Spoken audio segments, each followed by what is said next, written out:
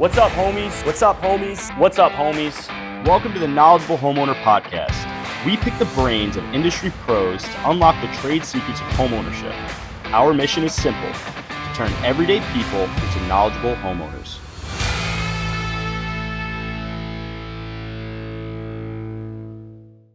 What's up, homies? Welcome back to the Knowledgeable Homeowner Podcast. I'm Sturdy Joe.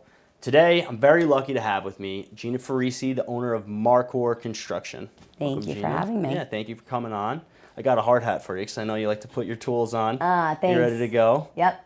Just actually got off of a roof. Yeah, you did, right? Yeah, I I did. figured you're always on the job. So it's tradition here to take a second, tell the people your backstory, how you got into construction, how you got to be, head of Marcor Construction, doing all the great things you're doing. All right, so I guess we'll start with, I graduated high school at 16. I went straight into college, got my bachelor's. I was 19. Got my degree in finance. Was up in Connecticut. I was working on Wall Street since I was 18. Investment banking was not it. Very bad timing to get into investment banking when I was out there. It was, about 2008, 2009. Nobody really wanted to go in that direction. Yeah. So, and I realized it was really backstabbing. Yeah. And my grandfather was in construction. I was a baby when he passed. And then my father was in the car industry. He ended up kind of falling like about 20 plus years ago into an opportunity to get into back into construction. So he did that. And I realized how backstabbing the whole finance industry was. And I was like, you know what, I think I want to come work with you. So it was funny. He had to actually take his EPA course one day. Okay. And he's like, gee, I need you to run a job for me. And I was like, okay, well, what am I supposed to do? He's like, the guys know what they're doing. Just be there if the customer has any questions. Make sure nothing goes crazy.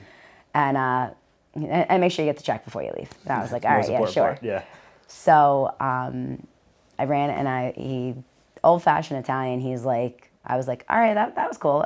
Maybe I could do this. And he's like, nobody's gonna take you seriously. Like you're a girl. And he old-fashioned Italian. I mean, it's customary. In to his have mind, that he was protecting you. Yeah, it was it was a little like a sexism thing. And I was like, all right, well, let me prove that to you. I'm a Leo, so you tell me I can't do anything. I'm like, let's see where we're going with this. Like, here, hold my beer. Oh man. But so I had said to him, I'm like, all right, well, let's see what happens.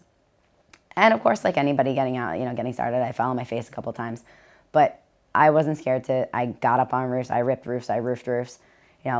Customary in, a lot of the guys working for me, it's customary in their background, in their ethnic background. They're used to, women being barefoot and pregnant, not taking instructions from a woman. Yeah. And at that time, I didn't really know a lot of things, so honestly, this is pretty much fresh out of college. Like, you do the financing for a couple years. I didn't do.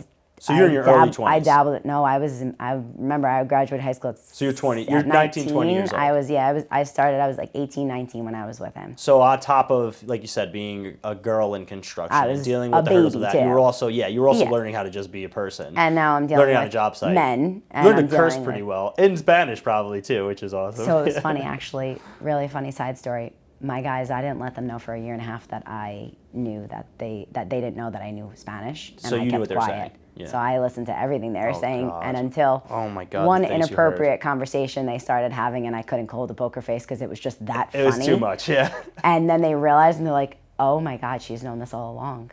So then I ended up, I actually, honestly, I went to Home Depot one day, and I bought a Black & Decker book. And it was all about roofing, siding, windows, and trim. And I read that cover to cover. And my dad was not the type of guy to teach me what to do. He was big on, like, nobody ever handed things to me. I'm not handing it to you. So figure out how to make this work or don't. And I remember, when I say blood, sweat, and tears, I remember calling my mom crying, like, he's leaving me. I'm in Jamaica all day. I'm in, like, the worst place that could possibly be. He'd leave me in the middle of the Bronx where I'd have to sit on a bucket in the middle of two guys in a box truck. So at that time, it was roofing. That was mainly roofing. So it was interesting how we ran it then. We would run with one crew, and we did one roof in the morning, one roof in the afternoon. And in between job sites, he'd leave me. He'd just drop me off and go for the day. And I'd literally tie myself to like the brake. Like I'd sit in the back of the box truck sometimes. Yeah. And I remember I would take the rope that we would tie off to the roof and I'd tie myself to the brake so that like I had a seatbelt because you're just sitting in like the back of the truck. Like I don't know where I'm going. There's no windows, like way illegal, but you know, back in the day, things were acceptable. Now try that and we got a different conversation happening. So my guys hazed me. Like it was like, talk about like getting into a fraternity or a sorority, like they hazed me hard. My guys threw shit at me. They would, you know, hide copper on me. They'd try and pretend like it was fun for them. Yeah.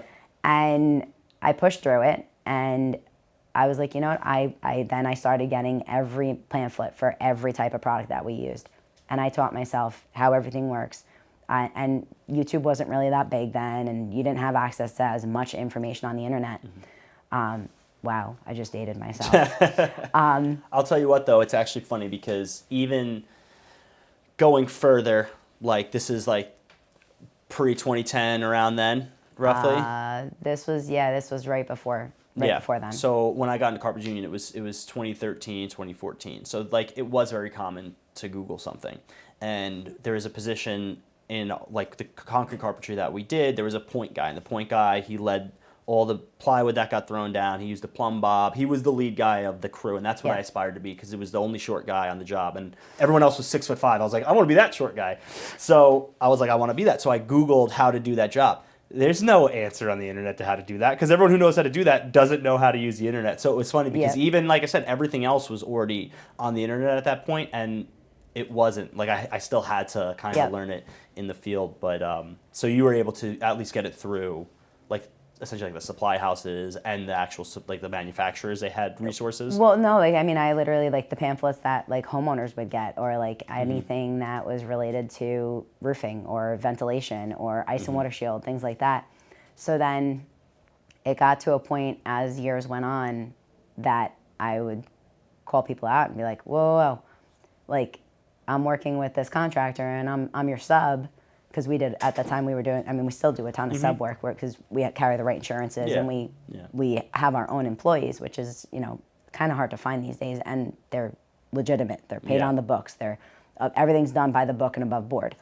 And as we know, that it's not that easy to find in our market, or pretty much anywhere these days.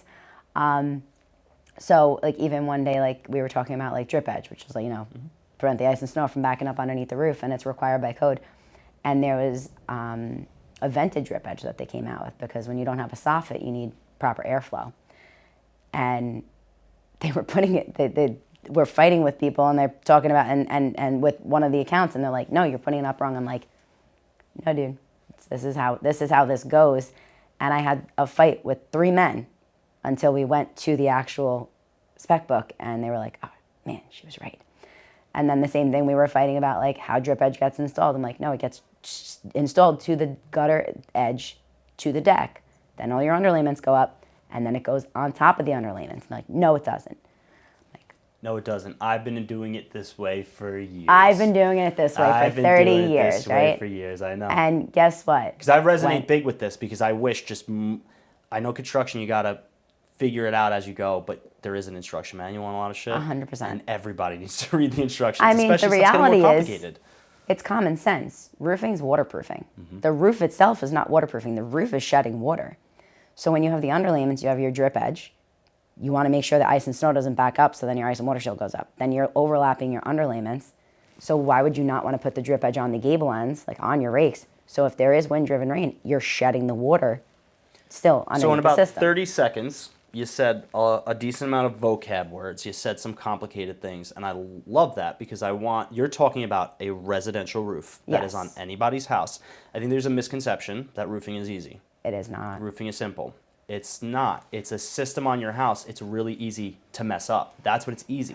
Yeah. And I understand a first-time homeowner, if they got to swap a roof out, they're going to be very price conscious, but I do want people to understand this is something that's supposed to last on your house for 30 years. You just said things in 30 seconds that I know a lot of roofers are not caring about because I can just put shingles on a roof. You can do that, and people 100%. are doing that. So there's a lot of things that interestingly enough, in New York are not required by New York. They're required by New York State Code and or manufacturer specifications that are not happening. So my guys right now are out on a solar site evaluation, and they just called me as I was pulling up here, and they were like, hey, this is a 14-degree pitch roof, and what do you want us to do? And I was like, all right, well, check up the gable ends. It's a lower pitch, and it's got shingles on it. I need you to check, is there drip edge? Because drip edge is required by New York State Code. No. Okay, I want you to lift the shingles on the gable ends, and I want you to feel in because it's a lower pitched roof.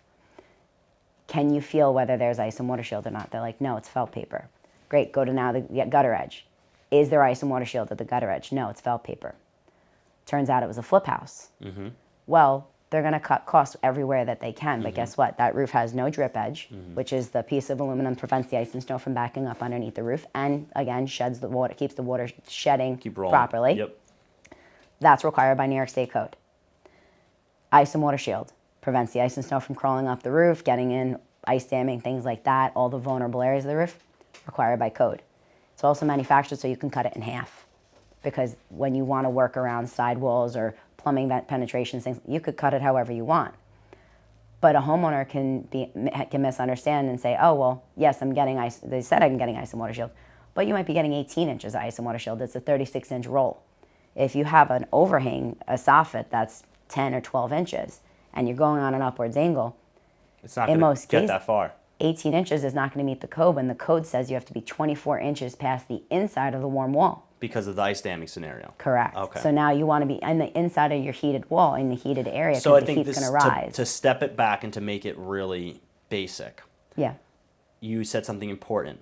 The shingle itself, the idea of the shingle is to shed water, but if it's flat, the shingle can allow water to get through it. Absolutely. So the shingle isn't water, like it is water permeable. It's not impermeable. So the logic of a roof is just to keep the water moving. Correct. On the edge of the roof, we put a waterproof membrane. Correct. That's the ice and water shield. Yeah. And we do that. So what you were saying with the difference of the soffit, that's the area that's hanging out past the exterior wall, because that's cold underneath it and the inside part is warm because of air leakage in the house, ice typically forms on the edge of a roof. Correct. Which is why we put ice and water shield around the edge of the roof. Exactly. Okay, and then think about it. You got this gutter that's just going to trap all this ice water, and snow. Yeah, this turns out and then the day is going to melt the snow all day.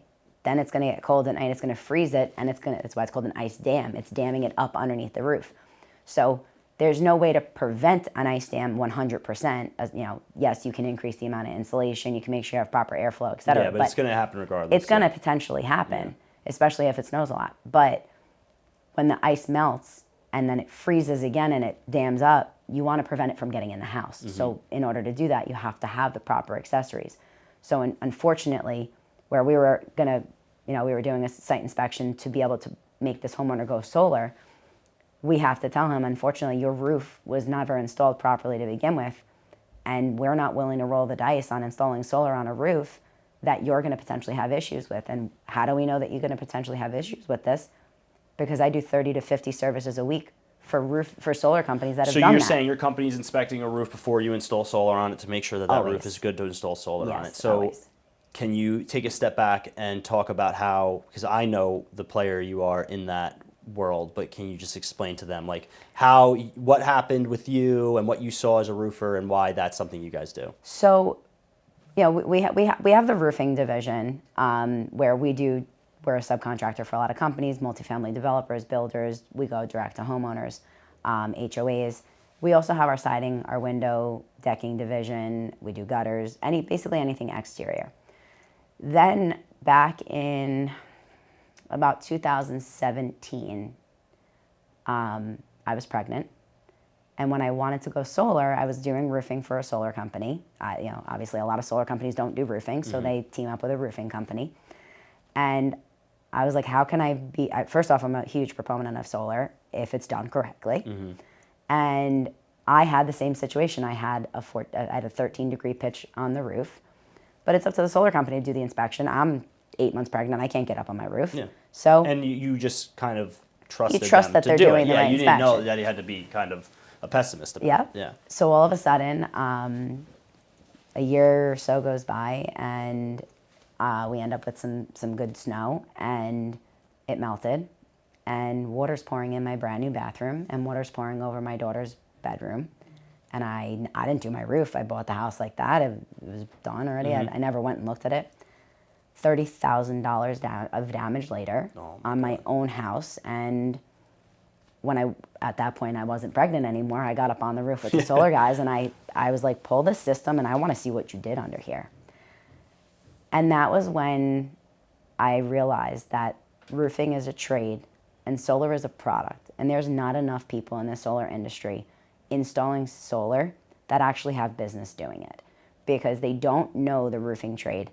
I've battled with people of, there's hundreds of houses, hundreds of holes that are going to go in a house.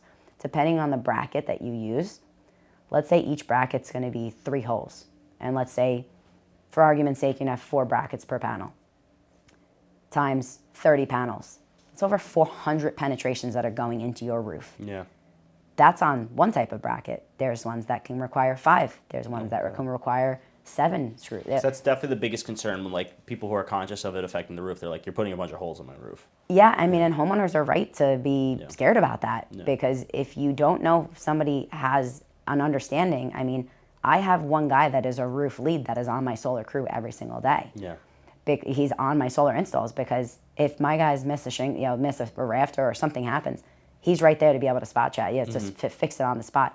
But I also have guys that are dual trained on solar and on the roofing. So I ended up opening up our solar division, which is Marcor Solar. And why is it Marcor Solar? Is because it requires different insurances. So when you deal with one company, the insurances don't. There's no like umbrella. Yeah, they of, ask like, so many questions about what you're doing. Roofing's roofing insurance.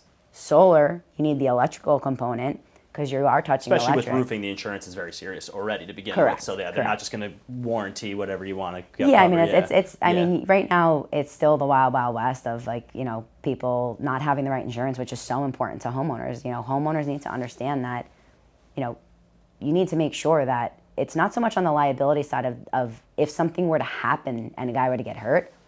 What happens if all of a sudden you're that homeowner that has $30,000 of damage, and they have an exclusion for what they did? So you're saying if a homeowner was going to get quotes for roofing, to ask what kind of insurance, to look at their insurance policy, what should, like, your friend calls you, hey, I'm going to get quotes for roofing, you're not in roofing anymore, you're not going to do the job yourself. They're going to get 3 quotes from 3 companies. I'm going to tell them to make sure that they get a copy of the insurance certificates and pass it off to their insurance broker, and make sure that their insurance their broker... homeowner's insurance broker. Absolutely. So get a copy of the roofer's insurance certificate, give it to your broker, make sure that this is who I want to hire for my roof. Are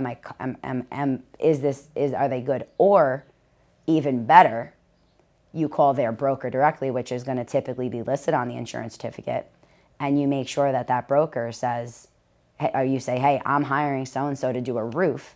Do they have roofing coverage? And do they have ongoing operations? You're saying that's... they might even have roofing insurance. Majority of them don't. I had a guy in my office the other day. Not only that they don't always have roofing insurance, but I had a guy that he was just here, came to my office to pick my brain, because he's like, all of these changes with the laws, like, I need to keep up. I want to protect myself. Yeah. So I said, flip me your policy. His policy had a hard hammer in it. And having a hard hammer, which, you and I have talked about in the past, basically says that, there's stipulations of, depending on the requirements, you can't subcontract work a lot of the time. Or you need to subcontract work, and somebody has to have, maybe instead of $1 million, $2 million, they might have to have $3 million or $5 million in liability coverage as a sub, in order for the general contractor or the roofer who's subbing for their policy to trigger. Where does that leave the homeowner when all of a sudden a roof goes up and there's $30,000 of damage in a house because something was done wrong? There's ongoing operations portions of a project also. What happens after you leave that site? Do you have a taillight warranty, or are you actually going to have coverage if something were to happen, and that you hired a handyman or a painter? I've gone through policies in and out, and I've seen roofers come in with painting policies. I've seen roofers come in with tile policies. I've seen roofers come in with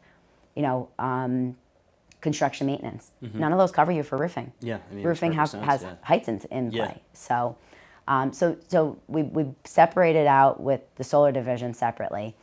And it caused a lot of ruffles in the industry. Yeah, definitely. Because they were like, wait, the roofer's getting involved in solar, and the solar company, I was doing roofing for them. And they didn't realize I was like the misunderstood person in solar and I lost some accounts over it, and that's okay because they came back. Yeah. Oh, wow, they came back because the reality is that it took them time to realize that I wasn't looking to compete with them.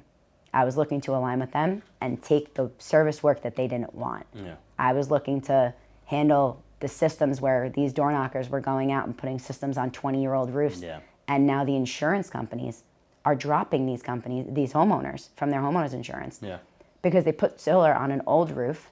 Now the homeowner is at the expense of having to remove and reinstall that system at their cost, which is a fortune. Yeah. So you're really just trying to raise roof. the standard of what was being done across the board, because they're always going to do these things in volume, and there's always going to be somebody doing it as lower quality as possible. But if you just raise the standard, the average person will end up getting. Well, I mean, I'm seeing also like a lot of solar companies, like for example, like the critter guards around the system. Mm-hmm. Yeah, it's a cost savings if you don't do it.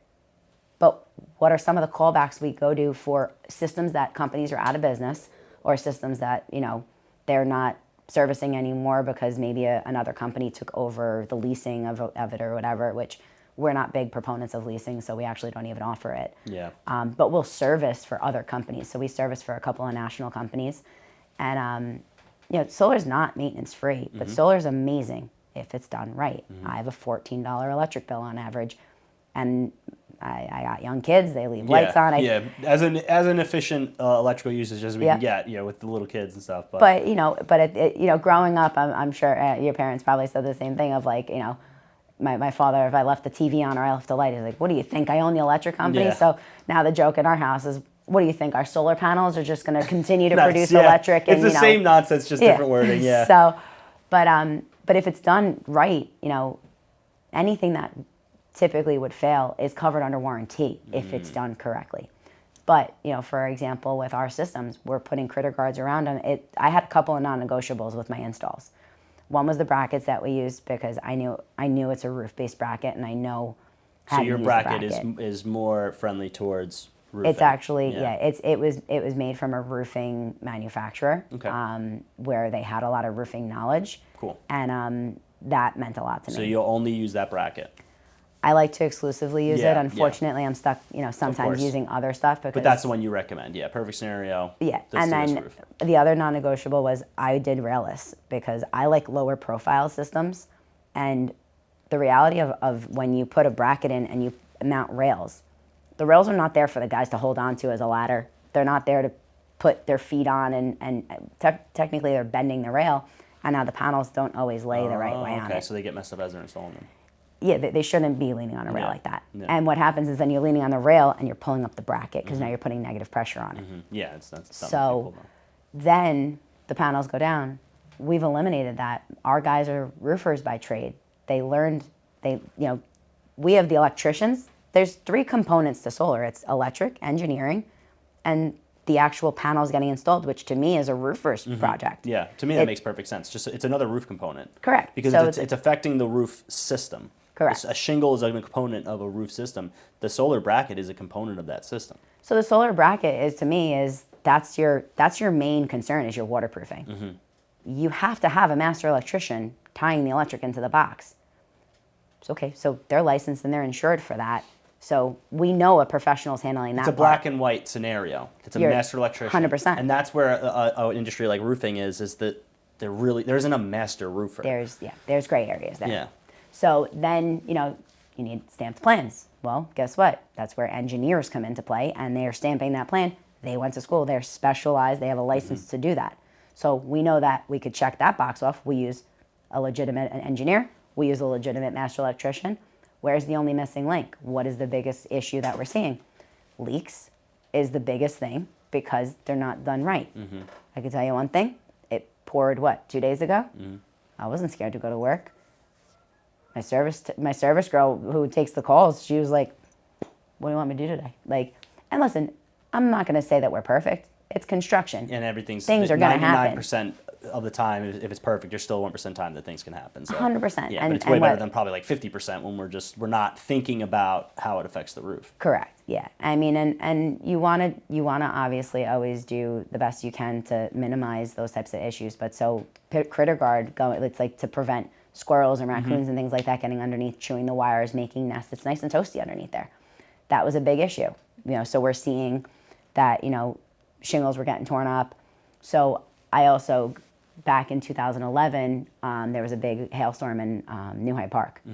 And when that hailstorm hit, I work a lot of the time as an expert witness for attorneys and engineers, and I work with other public adjusters doing their appraisals and stuff like that. So I had an attorney tell me, he's like, you're really good at this insurance stuff. You should go get your public adjuster's license. So I did. And now I know how to handle the claims process. But the funny thing is that most public adjusters don't want to deal with a roof. I'm a public adjuster that doesn't want to deal with fires. So it's a great relationship. So they feed us a lot of work. Gotcha, yeah. And the reality is that we're running into a lot of insurance claims related to solar because the critter guards were cut from the system. First off, the critter guards, they're screwing into the panels, which void the warranty. You actually have to do it. So now homeowners are like, wait, they don't even know they don't have a warranty on the system anymore. Because they thought they were doing the right thing, getting the critter guard, and the guy just, he didn't install it. But they just didn't install it, right? Wow, that's interesting. Or they eliminated it altogether because what's a homeowner really looking at? They're looking at their monthly payment, they're looking at the bottom line number. So when they're comparing, they don't know that they're comparing apples to apples. I got you. So they went with one that just doesn't have the critter guard as part of the quote. Correct. Because it's cheaper, they went with it. If they could save, so it's that important. So seeing the critter guard is a very important thing. So you're 100%. saying, because on the service side, animals get underneath there, nest, chew on the wires. I've had claims that were, I had one in Dix Hills that was a $150,000 claim, and if your wife had water come into one part of your house that she would never want it to be, where would that be? I'm assuming like a closet with their fancy stuff? Her master closet. Yeah. And that's where all the water went into. Water. This was a family of raccoons got into the house, was living in there. Category the feces. From underneath the solar? Underneath the solar. They dug a hole through the roof or something? 3 holes and through the roof. 3 layers of roofing, so the roof was already against code. Didn't then stop them. Ate through it, had the babies in there. There were 3 raccoons. It took us 3 weeks to get the raccoons out with because it was a perfect little access for them. And then the installation nice and toasty so the for critter them guards to. are They're that crucial. important. All right, so if I'm buying a house that has owned solar, like it's not leased, it's owned solar, I want to keep the panels, and I don't see a critter guard, can I have it installed? 100%. And you just want to So make that's a sure. good tip. Absolutely, critter guards. To me, were always a non-negotiable because I knew what the damages could be. Yeah. And the reality is that these insurance companies, we're seeing how hard it is for insurance companies to be, covering certain things, and whether it's our auto, whether it's liability, homeowners, everyone's facing everything, right? So at this point, what we want to do is minimize those potential claims. As a company, we care more about minimizing the possibility of an issue, so we proactively do things, versus caring about just getting a sale, which a lot of these other solar companies care about.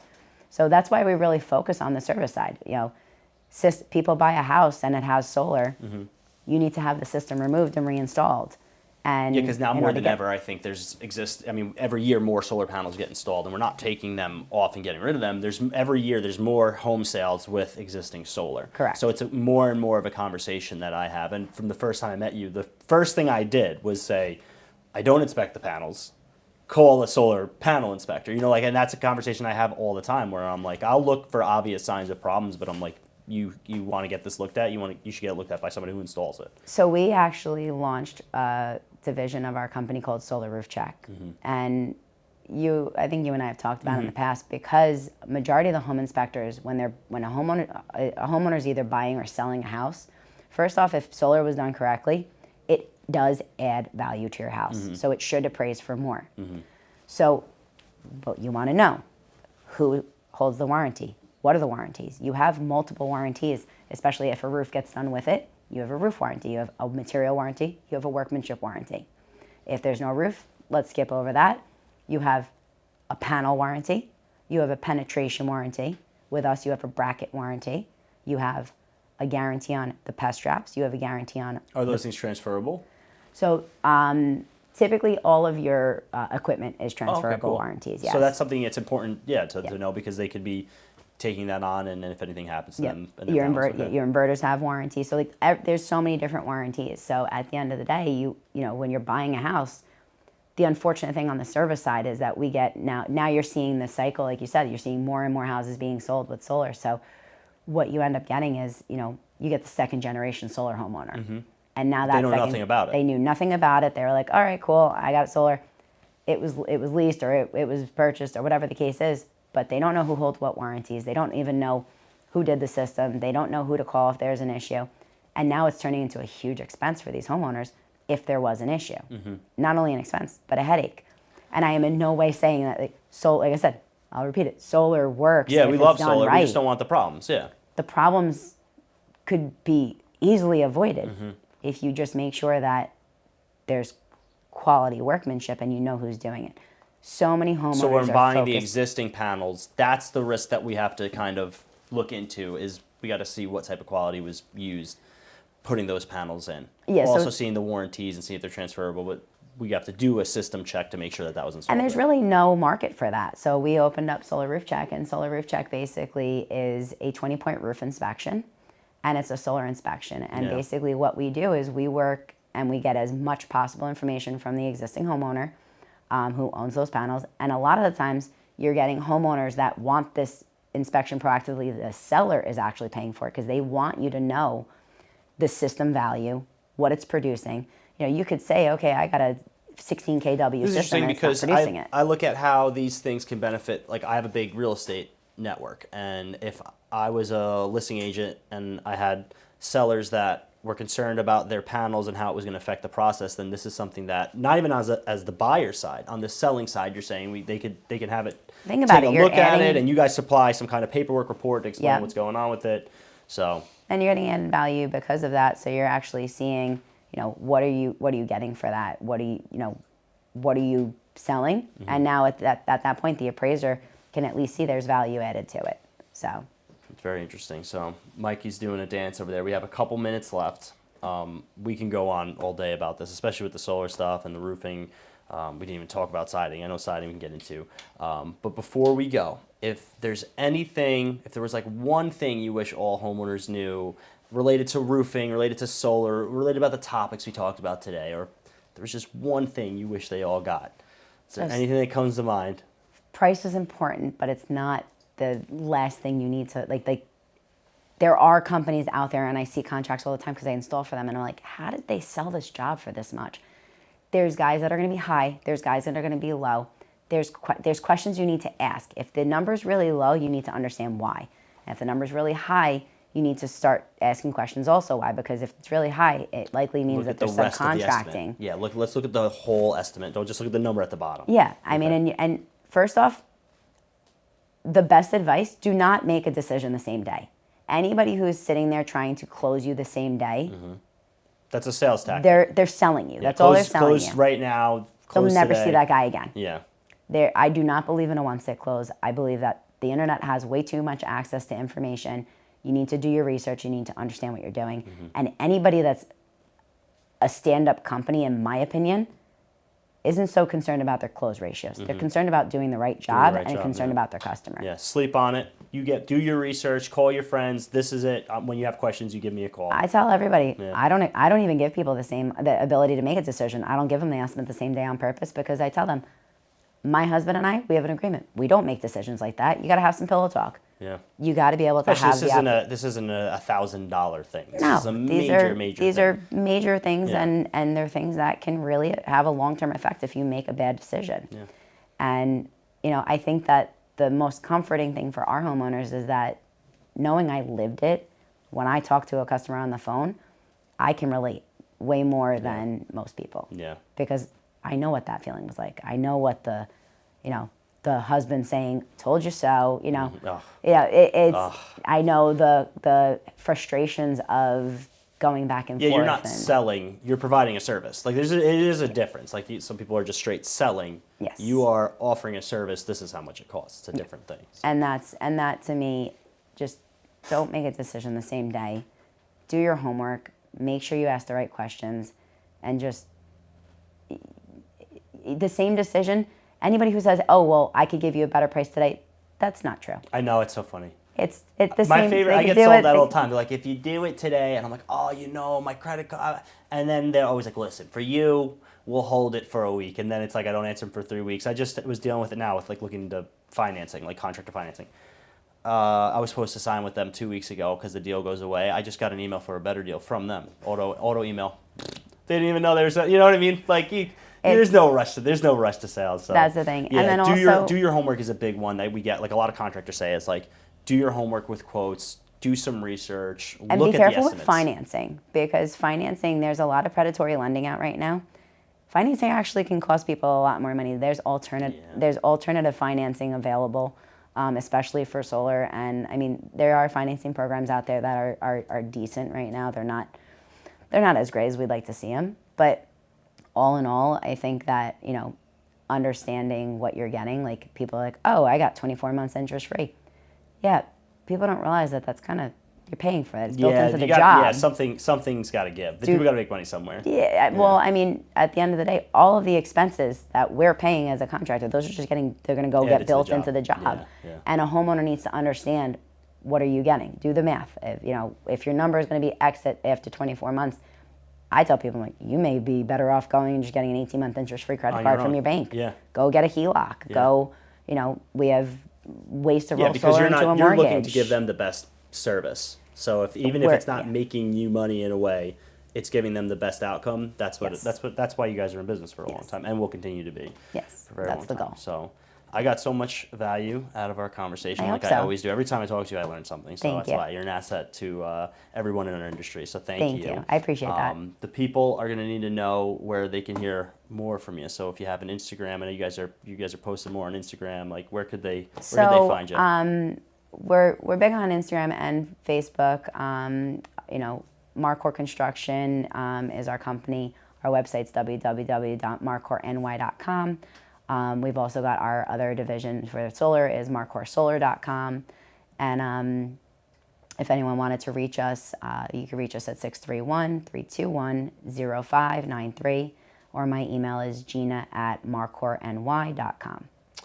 Seriously, if you're looking into solar, if you're looking into roofing, if you're buying a house with these components on it, you are a total asset. And there's a lot of people are very nervous about it, and they're nervous because they don't have the answer. You can give them the answer because it's either good or either bad, somewhere in between. But definitely reach out to Gina and her company. You'll be happy you did. Thank you. Gina, thank you so much for coming on. Thank you so much. I appreciate it. Till next time, guys, thank you so much for tuning in. Stay knowledgeable.